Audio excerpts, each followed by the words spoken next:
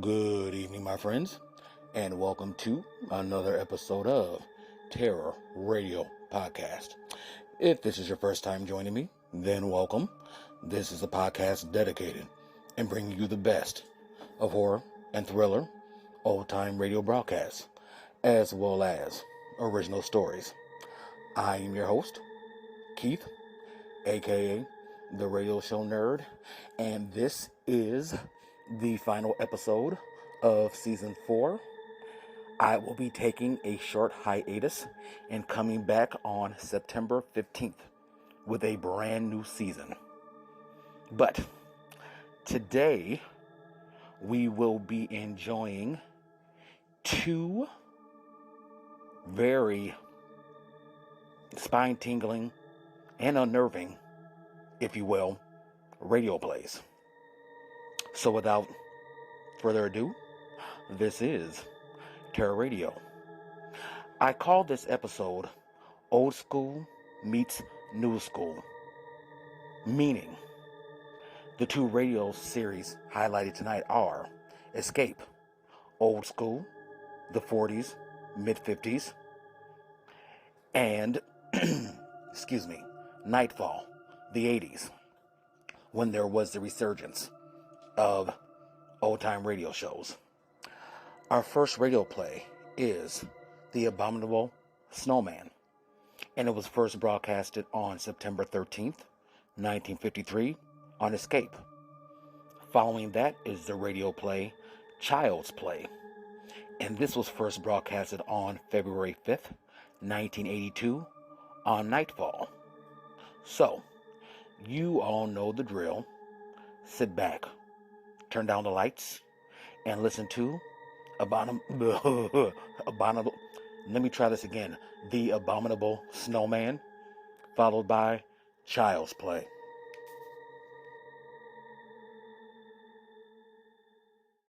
Tired of the everyday grind?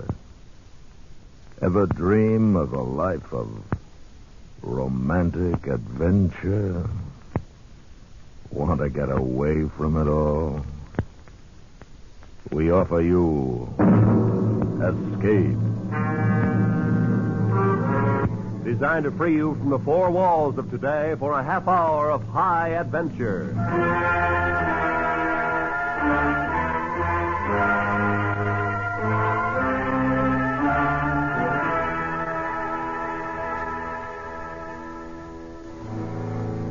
You are high on the frozen slopes of a great mountain, terrified and caught in a blizzard, while the thing for which you've been hunting has suddenly become the hunter. And if it finds you, then for you and your companions, there can be no escape. So listen now as Escape brings you Anthony Ellis's exciting story, The Abominable Snowman.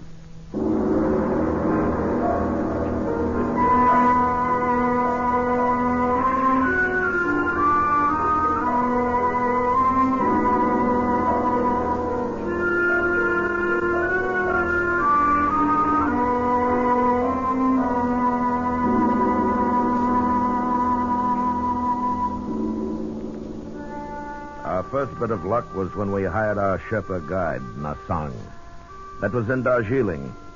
When I told Nasang what we were after, he hesitated for a moment. And then he said, The Sabs have not come to climb Shomolungma? "Oh, no, we're a little late for that. It's already been done. The other two Sahibs and myself are here for the reason I told you." Meto Kangmi? That's right. The Sabs always hire me to climb the mountain with them. But never this. Are you afraid of them? I have seen one. You've seen one? Yes, many of us have seen them. Wait a minute.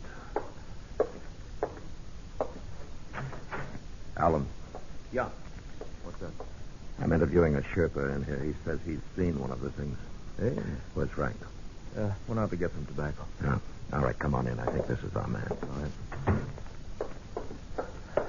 Nasang, this is Mr. Ferris. Sabs? Hello, Nasang. Nasang was telling me about what he'd seen. Go ahead, Nasang. It has a face that is evil.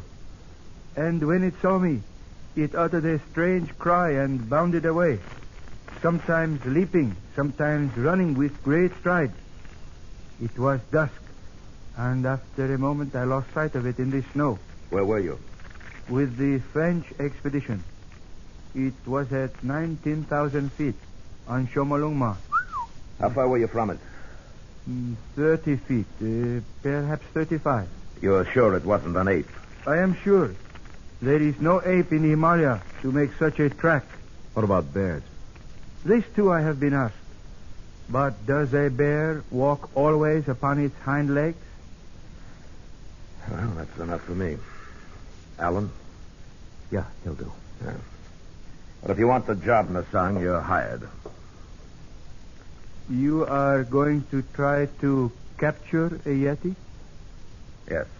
It will be a difficult thing, but I will serve with you.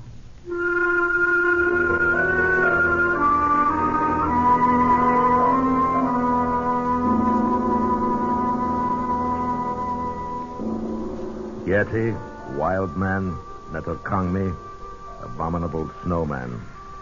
That's the name the natives had for the things, and Alan Ferris, Frank Davis, and I were going to try to get one. We'd all done some climbing, but climbing was secondary here. Expeditions since the beginning of the 20th century had heard of the Abominable Snowman, observed their tracks, and one or two white men claimed to have seen them. Great ape, bear, monkey, wild men, we didn't know. But we were going to find out.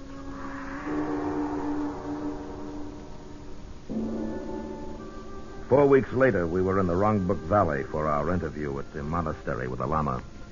The journey from our base had been uneventful, the weather was good, and our spirits were high. From the Lama's window, we could see the great peak of Everest in the distance. Why, gentlemen, do you desire to capture Netokangmi?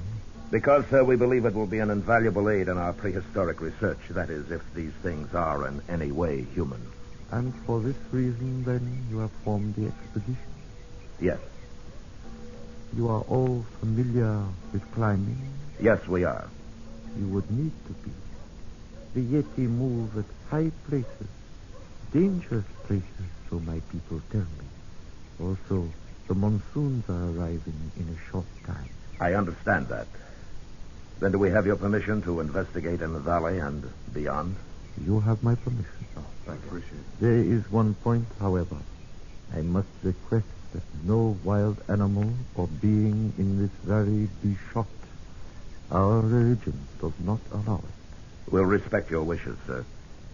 Now, may I ask you one more thing? Of course, my son. Do you believe in the existence of Netokangmi? I myself have never seen them, but I know that they live here, above the valley, on the goddess mother of the world. It is also true that at least 5, and possibly more, inhabit the upper Rongbuk and its glacier. Thank you. Do you have porters? Our guide, Nasang, is hiring them now. Yeah. I trust that he meets with good fortune.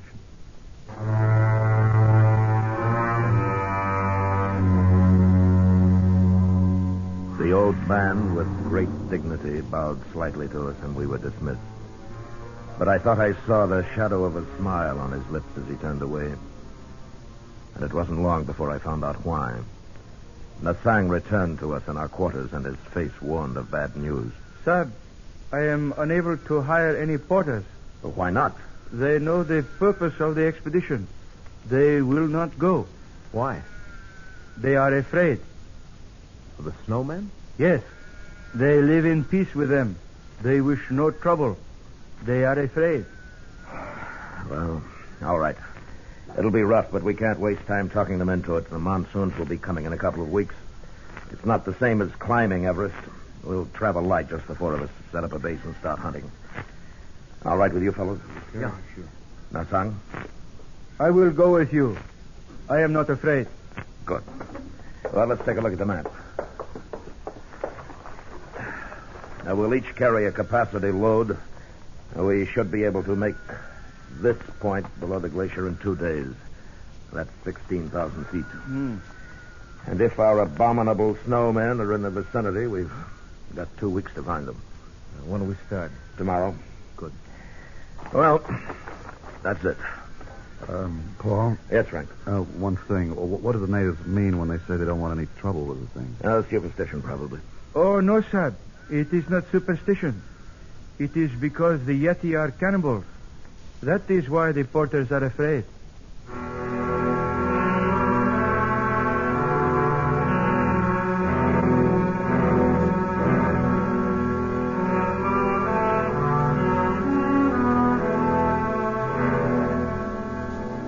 The weather turned ugly the day we left the village.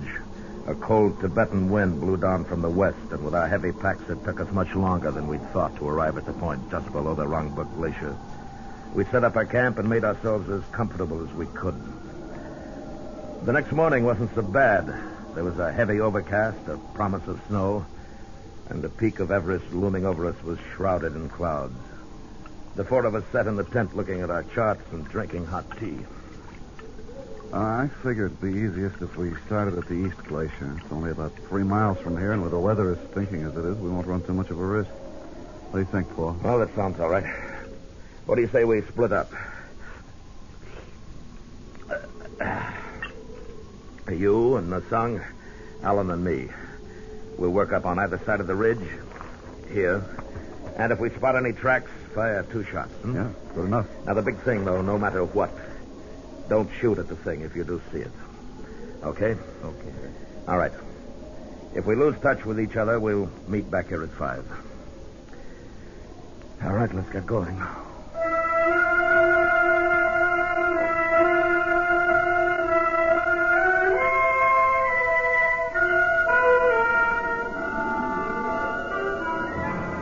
We'd left the base at 6 that morning, and the going was rough. Alan was pretty well shot by the time we got to the 17,000-foot mark. He was having a tough time breathing, and the wind had come up again. And with it, a fine, powdery snow that blinded, choked us.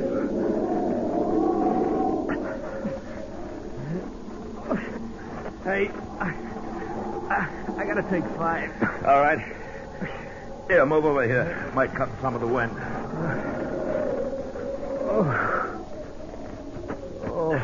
Oh, that's better. Oh, we might as well start back for the base. We couldn't see anything in this anyhow. You know, right now, I don't care whether we do or not. This is good weather. Wait until the monsoon starts. No, not me. Oh, I'm cold. I've never been so cold in all my life.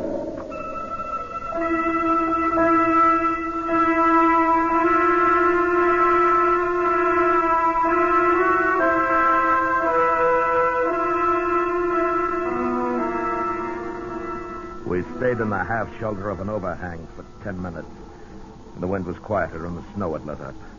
I noticed that the tracks we'd made coming into the shelter were gone now, but we didn't have any worry finding our way back. I figured that Frank and Nasang had met pretty much the same thing on their side of the ridge, and we'd meet them at the base.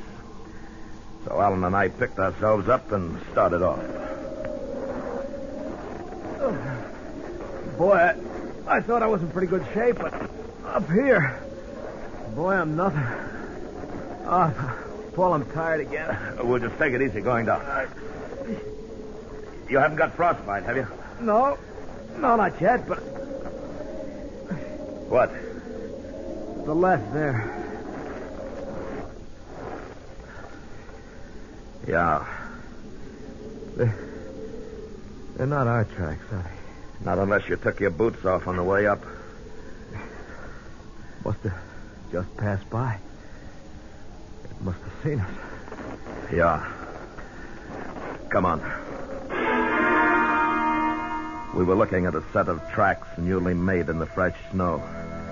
And they'd passed so close to our shelter that the thing must have known we were there. They weren't the tracks of a bear or an ape, but more like a splay-footed naked foot. The tracks of the abominable Snowman.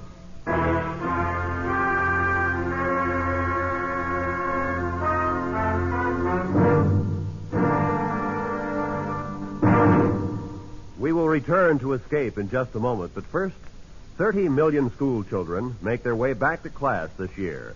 There are just 10 million too many for existing school facilities. Contact Better Schools, 2 West 45th Street, New York 19, for information on ending this menace to America's educational standards. And now, back to Escape.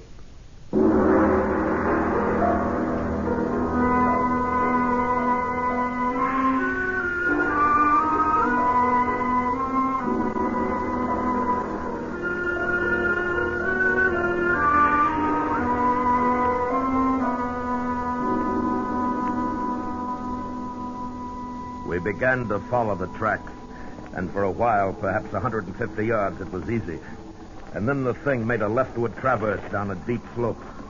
We could see the prints clearly, angling with a sidestep, as sure-footed as a mountain goat, except that it was walking on 2 legs. This way, Paul. Take it easy, Al. Getting safer. Boy, that thing sure can climb. Hold up. Al, I think hold it! And he dropped out of sight over the lip of the crevasse. We weren't roped together. I got as close as I dared to the edge. The loose snow crumbled away from my outstretched body. And I looked down into the blue-black darkness below, falling away into nothingness. He was gone. Finished. All I could think of was the noise he'd made when he went over. Surprised, angry, then silence. The crevasse might have been 500 feet. Or 5,000. Snow started to fall again. Big flakes this time and wet. I stood up.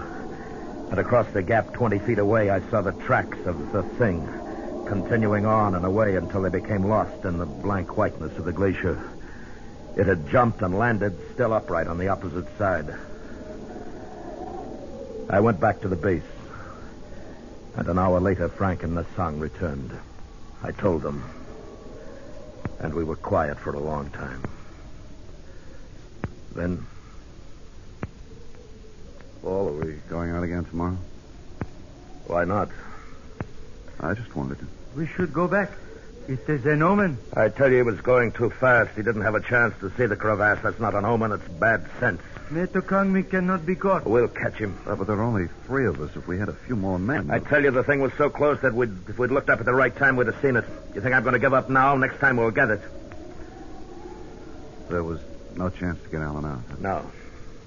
You think if we went back... Listen, you think I don't want to? He's gone. I tried, but he's gone. Okay. Wish that wind had let up. Maybe by morning. We'll try again tomorrow.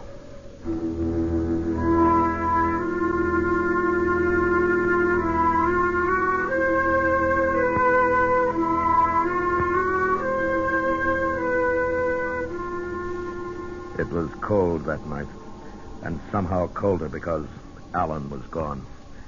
I heard Frank tossing around, and I knew he was thinking about a body broken and lonely, lost somewhere in a deep and dark place. In the morning, the 3 of us packed our gear, camera, food. It was a light pack. We started up again. This time to a crest above the ridge. It was tougher than it looked, and we weren't even halfway up before we had to rest.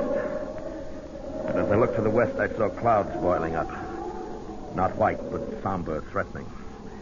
And below, the valley looked grim, ugly gray.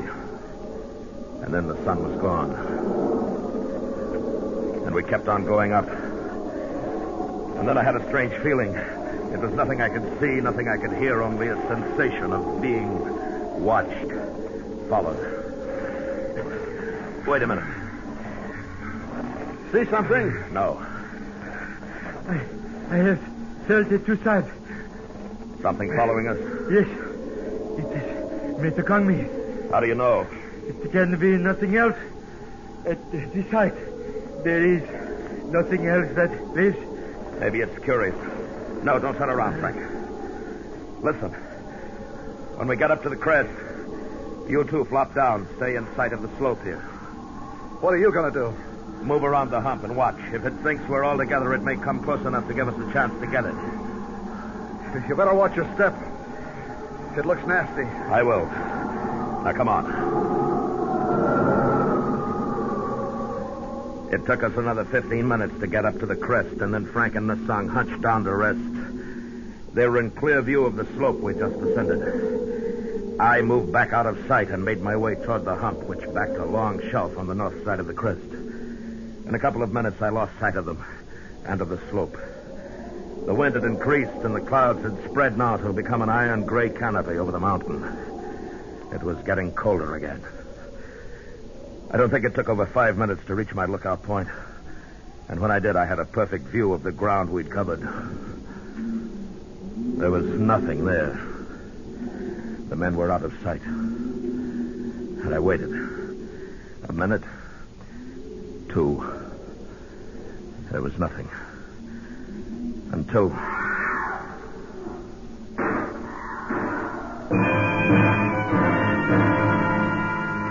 It came, carried on the wind, a cry and then shots. I scrambled back to where I'd left them. And when I got there... Frank was lying on his back. And I couldn't look at what was left of his face. There were terrible deep rents in his clothing, and he was dead. The song lay huddled a few feet beyond, a gun in his hand. Son? What is it? What? Metokangmi. It came from behind us. Before I could draw the gun, it killed, and it sprang at me. It is strong, Sahib, with the strength of 10 men. All right, can you sit up? My leg, it struck at me, my leg broken. I shot at it, but I missed. It jumped away and was gone. Okay. We'll have to figure out a way to get you down. We were 4 hours from camp, and with Nasang practically helpless, it could well be 4 days or never. I buried Frank where he was lying, then began to work down the slope. Nasang was in great pain. He half slid and crawled as best he could. That part of it wasn't too bad. Then we were at the bottom, and there was a ledge to climb. It took well over 2 hours to do that, and we still had 3 miles of difficult terrain to cover. The stops became more frequent. Son, leave me here. Go back. No. My leg is frozen. There is no feeling anymore. I shall not live much longer. Don't be a fool. After a rest, you'll be able to go on. Soon the night comes. If we are both caught here, we both die. There will be snow, much snow. Leave me, son. No, we're going back together. Please, let me sleep. Let me sleep here. I cannot go on. You've got to, Nasang. No more. The ridge is only about a half mile from there. It won't be too bad. No, let me stay. Nasang. Let me sleep. No, come on, Nasang. Come on, you're not going to sleep. Son, You'll be all right. Behind you, son. I turned, and for an instant I saw it outlined against the snow, crouching, of medium height. It was covered with thick hair. The face was reddish and bare, a semi-human face, and it was not an ape. The thing made a tremendous leap and was gone, but I'd hit it. I knew I hit it. Kangmi, that was he. Did you kill it? No, I don't think so. Then it will be back. It has tasted blood. You must leave me. No, get up. Get up, come on. Let's go.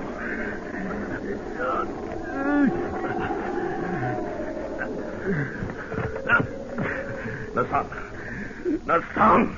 I'm very sorry, sir. Will you ask the Lama to make a prayer for me? Sure I will, Nasang, but... Give my pay to my wife in Darjeeling. I'm sorry, Sahib. I die. Nasang?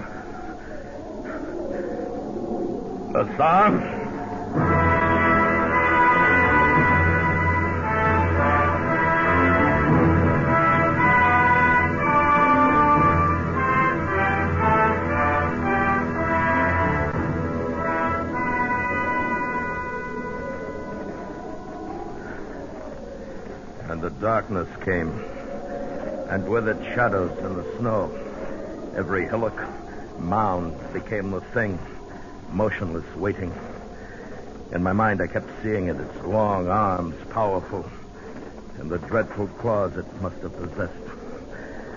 I carried my gun in my gloved hand, but I knew that I couldn't fire it unless I was barehanded. And that meant my hand would freeze to the gun. And then suddenly I felt myself slipping.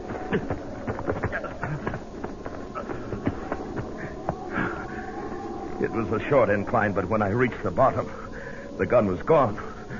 I'd lost it. I've got to find it. I've got to find it. And I saw a glint of metal in the snow 10 feet away. And at the same time, above me at the top of the bank, the thing. It stood swaying a little, looking down at me. I moved slowly, inched my way toward the gun.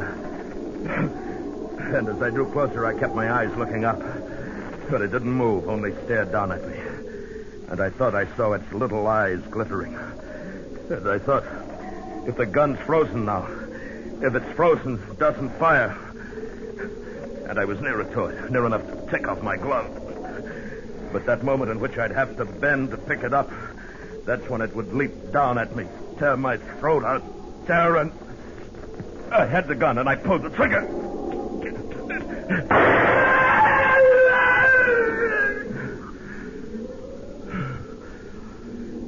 And it lay there, strange and terrifying, its blood staining the snow. And it looked at me. Looked at me. Until the sound died away.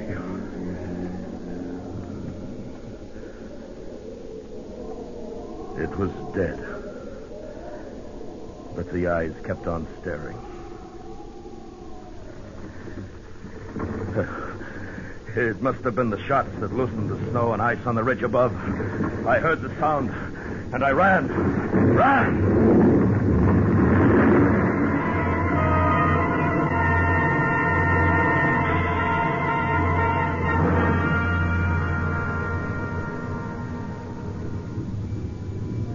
It passed me and swept on down toward the valley, the thunder of it dying in the distance. And when I went back, there was nothing there. It was buried somewhere under tons of snow. I made my way back to the Wrong Book village. I don't remember how. I didn't remember anything for 2 weeks after. But I'm alive. And I'm not going back there again. That's all I know. Or want to know about the abominable Snowman.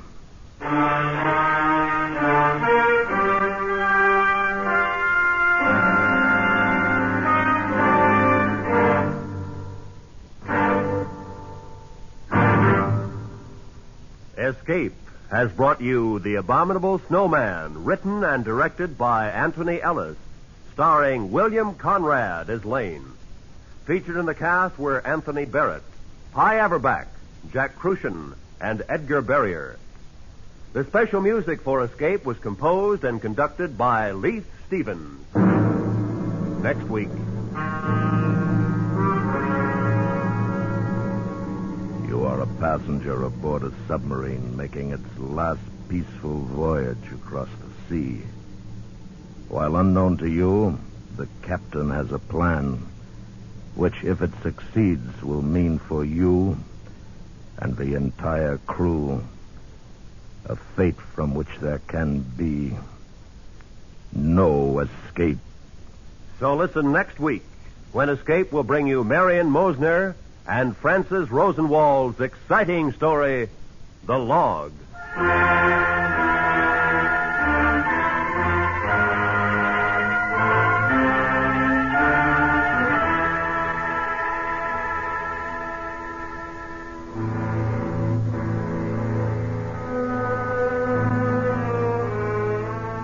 headed in the right direction. The station is right. The network is right, too. Check all timepieces and then check your local radio schedule. Let's have no slip-ups. Everybody wants to hear the Jack Benny Show right from the beginning when it returns to CBS Radio tonight. This is Roy Rowan speaking.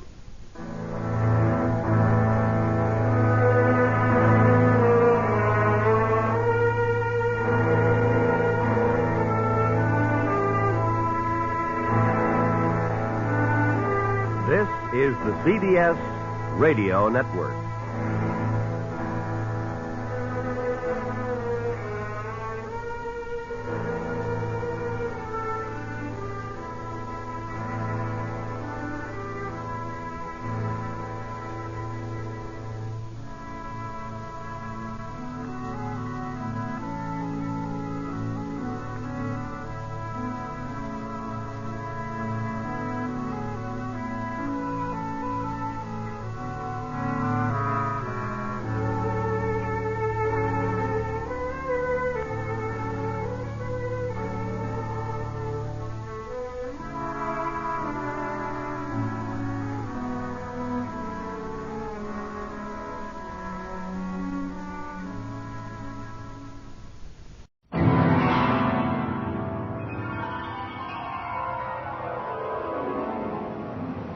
In the dream, you are falling, lost in the listening distance, as dark locks in.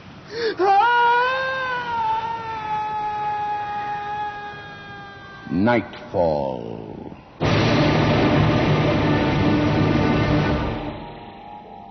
Good evening. Childhood memories for most of us are often the very best of all. But for some of us, they contain the key to who we are now. The key that unlocks the door to rooms we may never wish to visit again. Tonight's story, from the far-from-nostalgic pen of Arthur Samuels, is called Child's Play. Mary? You haven't said a word the whole trip. You still won't tell me what's bothering you. You know what's bothering me. Okay. I was hoping it'd wear off, that you'd come around to my point of view. And what about mine? Honey, it just doesn't make sense. Well, look, here we are, with a genuine, once-in-a-lifetime windfall right in our laps, and you... Are you sure we're on the right road? You said 5 miles from the turnpike. It's the right road. Don't you think I'd know? Take a left after that bridge. We're almost there.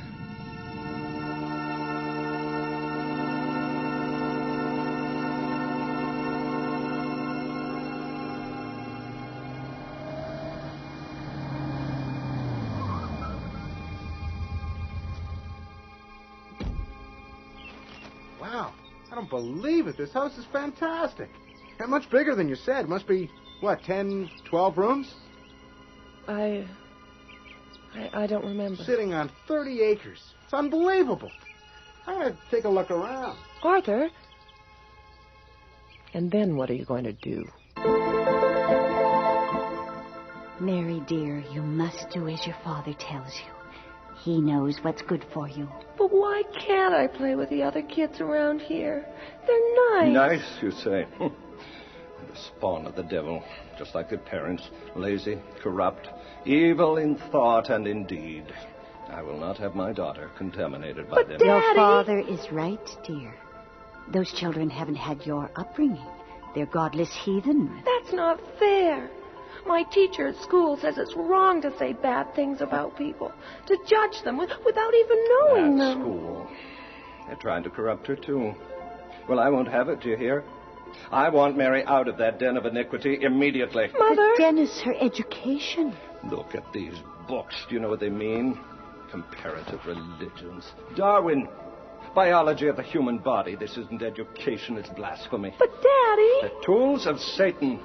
No, I've made up my mind. You will not spend another day in that school.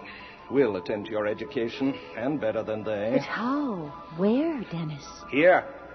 Here in this house where she'll be protected, away from that school and away from those children.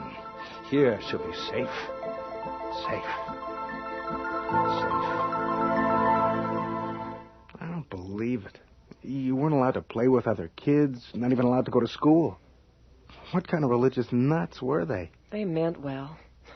They knew what was good for me. Yeah. Now, I'm beginning to understand. I'm sorry, honey. I had no idea. Arthur, please, let's leave. We can find another place. What with? We're broke. And your father's will stipulated that you inherit the house only if you marry, and only if you live in it. Otherwise, it goes to your aunt. Wouldn't that be stupid? I don't care. Well, I do. Mary, it's crazy to give up a place like this just because of what happened in the past. It's a new life for us. I couldn't ever be happy here. You could at least try. Yes, try, and maybe you ought to start by thinking of someone else besides yourself. Mary, what is it? Listen. Listen to what? Voices outside. Children. I don't hear a thing. Wait a minute, though. I'll see if I can see something. No one. Not a soul.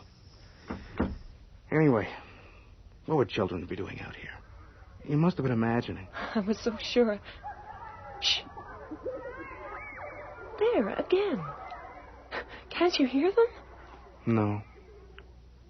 Hey, you putting me on or what? They're gone. I don't understand. I was so sure I heard... Forget it, honey. You're just worn out. It's been a tough day for you. Come on. Let's go to bed.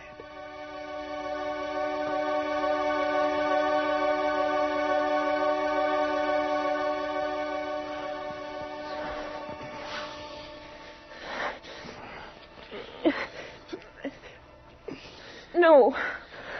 No, Arthur. No, it's no good. Please, I can't. Please. All right. Forget it. I'm sorry.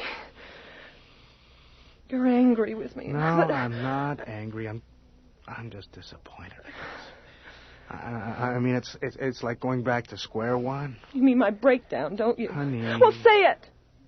2 whole years when you had a wife who was useless in bed. And we agreed not to talk about it.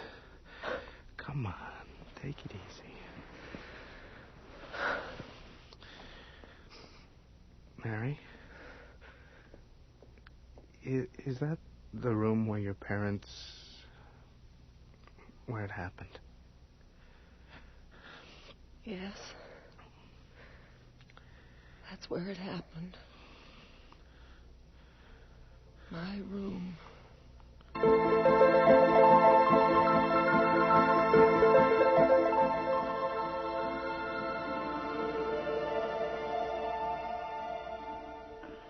Dennis. Oh.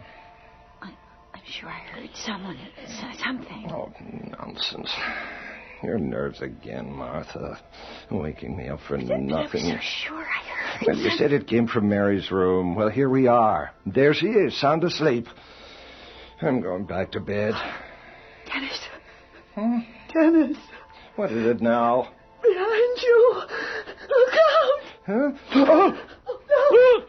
Oh, no. In God's name, please. Not me. Oh, don't.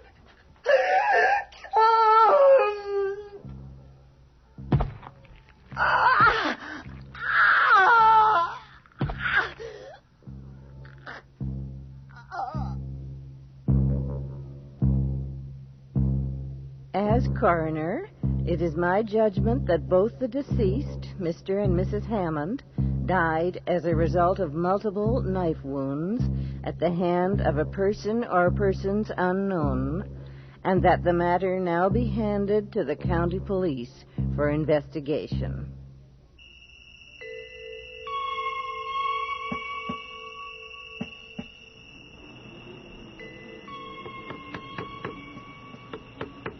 Here, one more nail ought to do it.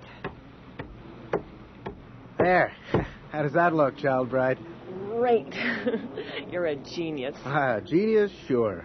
But a carpenter? I never thought I had it in me. Hey, look at that veranda floor. Flat and solid. And the railing straight as... Mary?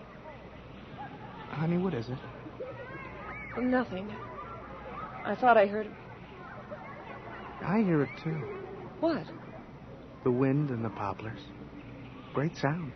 Great place, great life. Honey, you know what we've got here? A paradise. I keep hearing them. Children. Forget it. Come over here. Now, look around you. Green forest for miles. And there's a fantastic little trout stream just a few hundred yards in. And over there, see, that abandoned farmer's field lined with poplar as far as the eye can see. And this house, when I finish with it, it'll last another 100 years. And to have all this to ourselves, it's almost immoral. Hey, have you been listening to me? Come on, here I am, waxing poetic, and you... You okay? Yes. I'm fine. Just a little restless. It'll pass.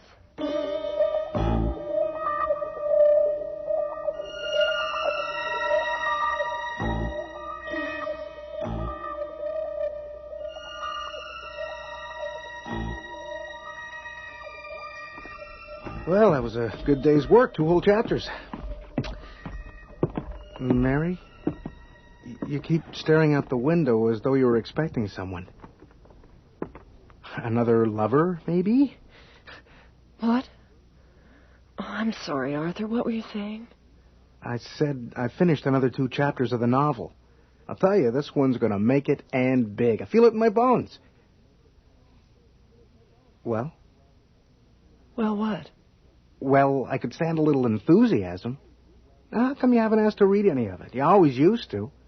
Or are you afraid it'll be another one of those, Well, Arthur, it's good, only don't you think it's a little weak here and here You never and here? listen to my opinions anyway. That's not true. Well, anyway, this time I'd like you to. You're doing it again.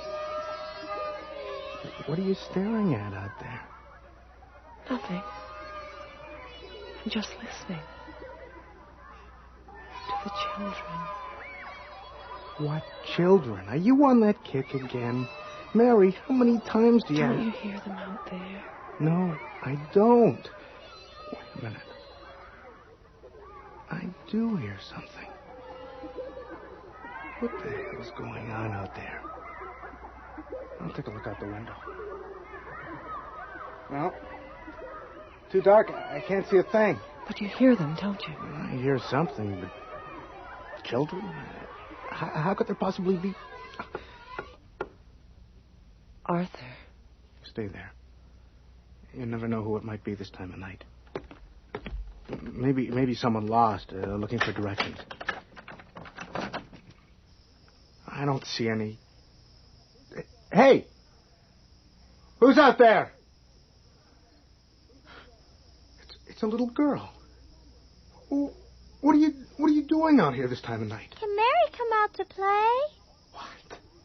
What are you talking about? What do you want? Can Mary come out to play? Arthur. Mary, don't come near the door. Stay where you are, do you hear?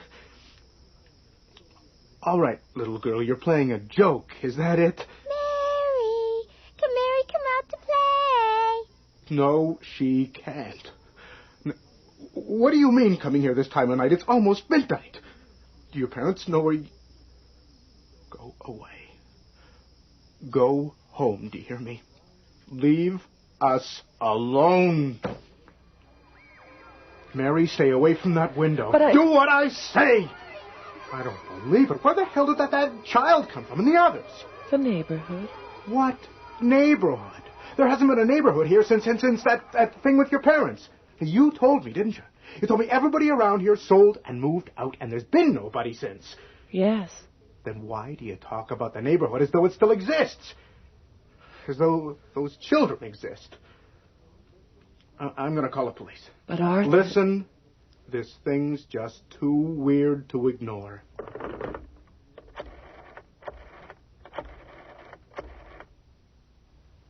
There's got to be some explanation.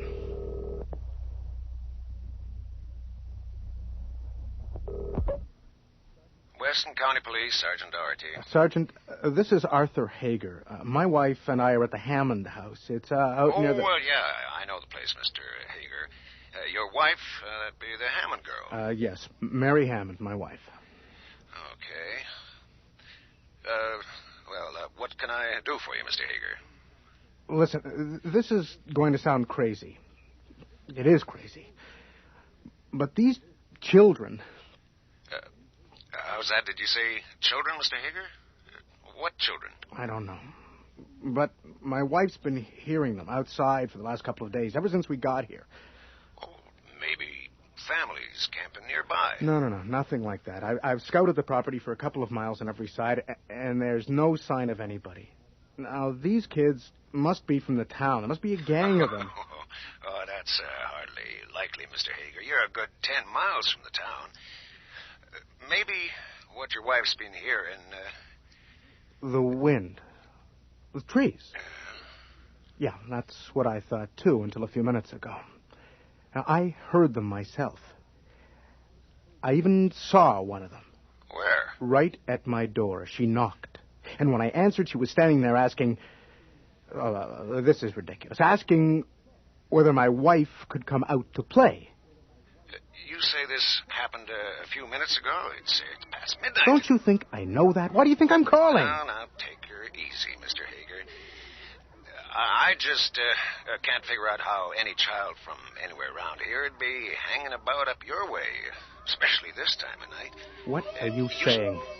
That I'm hearing and seeing things, that I'm drunk or crazy? No, sir, I'm not saying anything like that, but, for the life of me, I can't think of any kids from this town that would be anywhere near you. Will you listen to me? I tell you they're out there. I hear them right now, and you keep telling me they don't exist?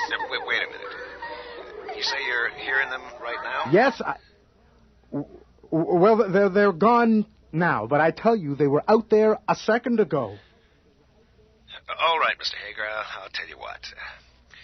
You just try to relax, and, I'll drive out there first thing in the morning and check it out, okay?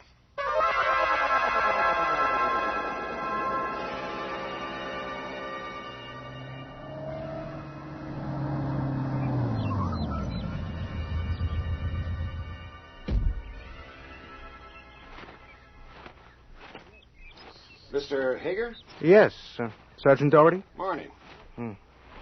I see you've been doing some work around the place. Sergeant. Your wife not around? No, she's upstairs lying down. She's not feeling too well. Oh, sorry to hear that. I remember her real well. Oh? Well, I knew her when, 12 years ago. Mm-hmm. She'd be, 25 now? Yes. How did you... I was heading up the investigation. Damnedest thing I ever saw. Yeah, must have been pretty horrible. That, and strange, too. We never did find the killer, or killers. Well? Drew a complete blank. Still don't make sense to me. What do you mean? Well, there wasn't a clue. Never found the murder weapon. It's probably one of them long kitchen knives. Oh. The weird part was nothing in the house seemed to be missing, including a fair amount of cash the Hammonds kept around. Well, why is that surprising? Whoever the intruder was must have been discovered by the Hammonds, panicked, killed them, ran off. Seems like. But, that don't rightly explain the stab wounds in the bodies. It was cut up something awful. Mary couldn't help you much, I suppose. No, child was hysterical. Well, imagine being woke up out of a sound sleep to see your own parents being murdered. Dark room and all. Sergeant, about these children. Oh, yeah, the children. What did she look like? Who? The one you saw. Oh, I don't know. About 7 or 8, I suppose. I mean, I didn't get a good look at her. It was dark out in the porch. I just saw her in the shadows. And? And what? What did she say? I told you. Can Mary come out to play? Something like that. Huh. That don't make much sense, does it? I didn't say it made sense, Sergeant. I'm telling you what happened. Okay. Take it easy. Well, I checked around on the way up here. Couldn't have been any children within 10 miles of here last night, far as I can make out. Townspeople's kids are all tucked away and asleep at the time you claimed. You still don't believe me. All right, forget it, Sergeant. Forget it. I'll deal with it myself. Okay. Sorry I couldn't be more help. Anyway, my regards to your wife. What? I said my regards to Mary, your wife. She'll remember me. We talked quite a bit after the killings. Poor child. Awful business that was. Never could figure it out.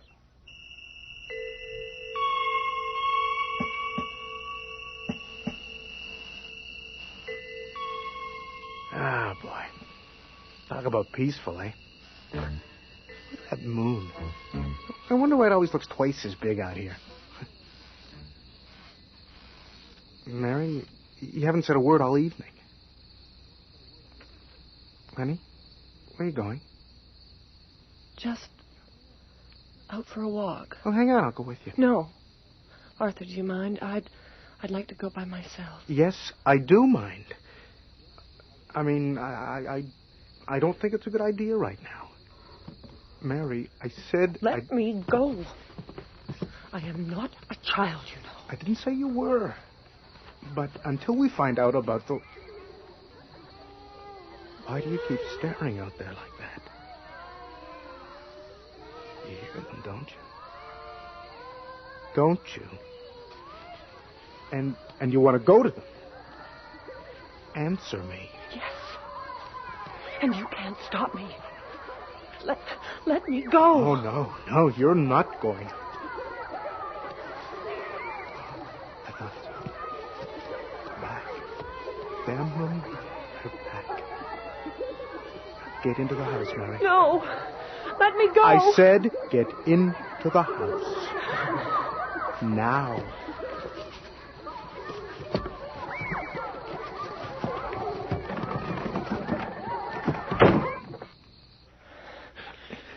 There. You've no right. Mary, listen to me. We're in danger. I don't know what it is, but none of it makes sense. But please, honey, you've got to promise me you won't step out of this house. There's you they're waiting for out there, and I won't let them have you. Do you understand? Let me go. All right, that's it. Get upstairs. Come on. What are you doing? You're hurting me. I'm going to make damn sure you stay put. Now, give me that key, Mary. What? The key to that room upstairs, the one you kept.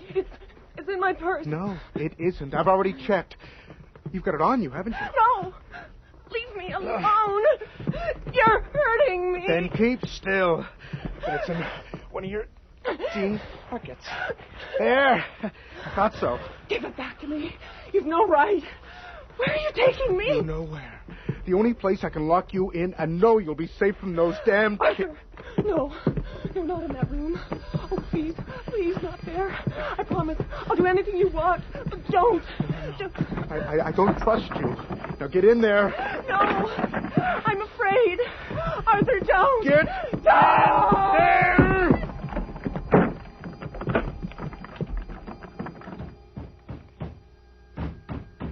Let me out. I'm afraid. Please. I'm sorry, honey. But I can't think of anything else to do. Oh, Mary, please don't. I had to do this, don't you understand? Look, I'll let you out just as soon as they give up and you come to your senses. As soon as this madness ends.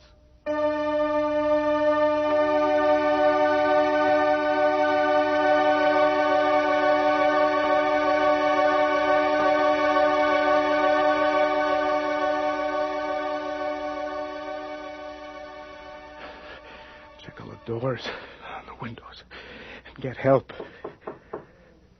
Oh, God, no. Not again. What do you want? Can Mary come out and play? Leave us alone, damn you!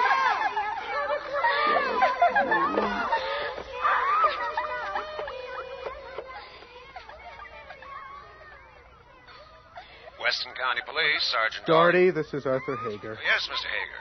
Anything wrong? There's plenty wrong. Listen to me.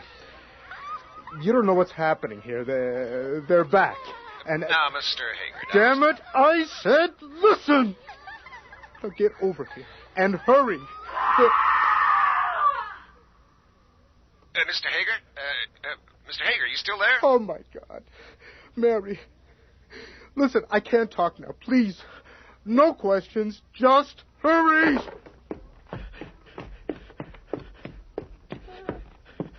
Mary. It's me. What's wrong? They're hurting me. Help me. Oh, Christ.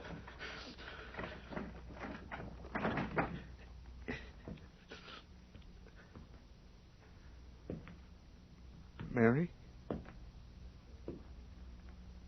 Where are you?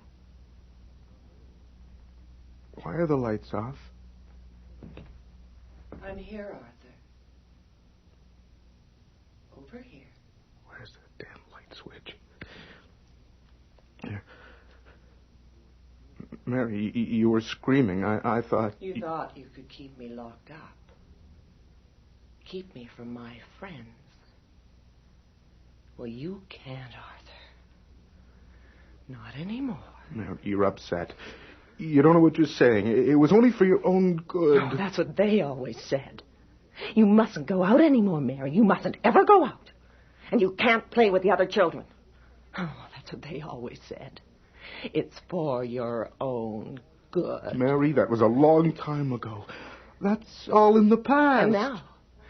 You won't let me either.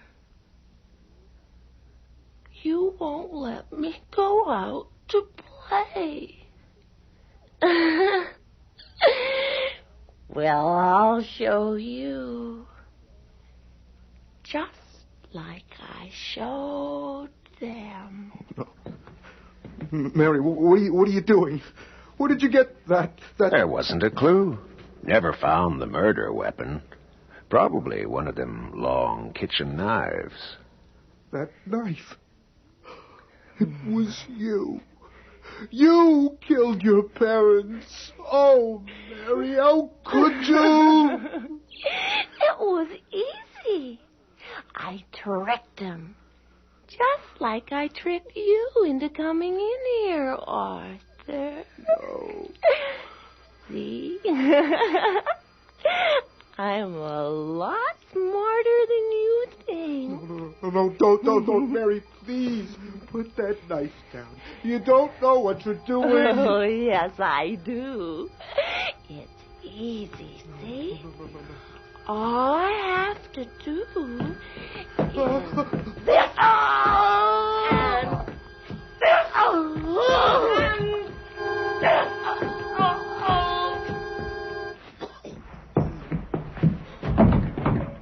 See, Arthur? I told you should have let me go. Just like I told Mommy and Daddy. Well, now none of you can stop me. Too bad for you. Too bad for you.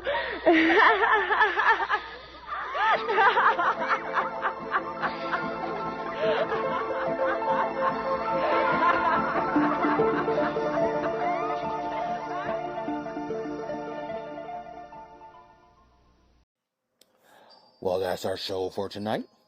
I want to thank you all for listening. And remember, you can find me on Facebook at facebook.com/terror1970. Or you can find me on Instagram at Radio Show Nerd. And if you want to drop me a line, say hello, make a suggestion, a request, even a critique, respectfully, please feel free to email me at radioshownerd@gmail.com. I also have a YouTube channel, Terror Radio. Please check it out. Subscribe, share, and like the videos. Highly appreciate it. Again, this is your host, Keith, a.k.a. the Radio Show Nerd. I will be back with a brand new season on September 15th. But for now, signing off. See you later, everybody.